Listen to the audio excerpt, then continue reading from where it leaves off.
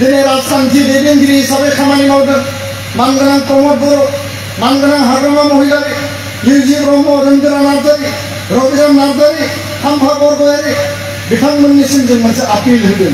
फरायसा आफादनि मानगोनां दिपेन बर' साराना दिनैहाय मोनसे गोनां बाथ्रा बा मोजां बाथ्राखौ जों बुंनायखौ जों नुनो मोनदों बा जोङो बेफोरबायदि बाथ्राखौबो खोनासंना लानायाबो मोजां आरो बेफोरनिफ्रायबो माखासे बाथ्रा जों सोलोंना लानायाबो दरखार।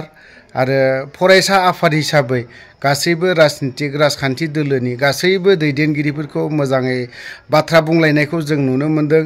एसे जों खोनासंनानै लानि दिपेन बर' सारनि माखासे बिबुंथि बा माखासे बाथ्रा बुंनायावहाय नोंथांमोना कमेन्ट होलांनोखौ दाबाव।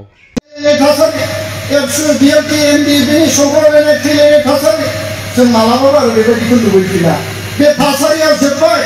दिनै जोंनि फिसा फिसौ जोंनि फंबाय बिनानावनि मोजां सान आरो परिबेश आरो इयुनखौ जों दानांगौ।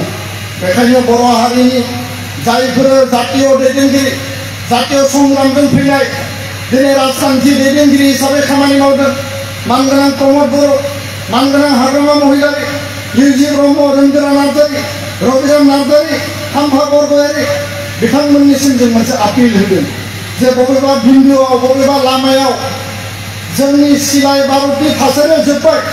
सिलाय भारतजों जोंनि जि जुगमलायनाय, सौग्रावलायनाय, थैलायलायनाय बे थासारिखौ जोङो बुजा-बुजिनि गेजेराव रायलायनानै जों सेप्टारखौ क्लज खालामबाय। राजखान्थिक भाबै मोनसे परियालनिफ्राय मोननै गावस्रानाय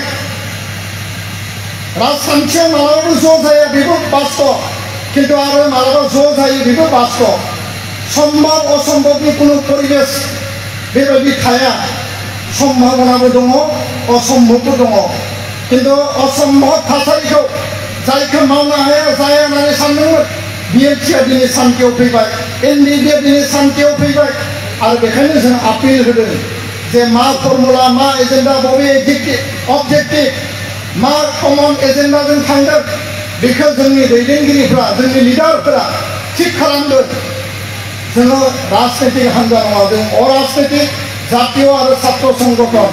किन्तु जों आपिल खालामदों बिदाफोरनि गेजेराव, जोंनि गेदेरफोरनि गेजेराव, जोंनि देरसिनफोरनि गेजेराव जुदि मोनसे बुजा-बुजि गोरोबलायनाय मोनसे थासारि फैयोब्ला बर' हारिनि जे हारिनि लुबैनाय खौसेथिनि जे बाथ्रा बे खौसेथिखौ जोङो बास्तबाव मावफुंनो हागोन।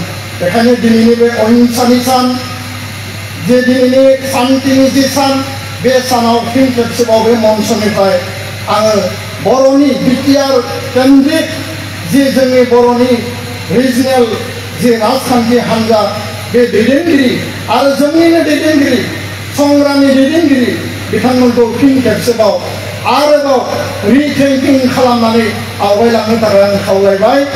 आरो बेखौ बयबो रायजो राजाफ्रा लुबैयो, आङो मोजाङै बुजिगौ।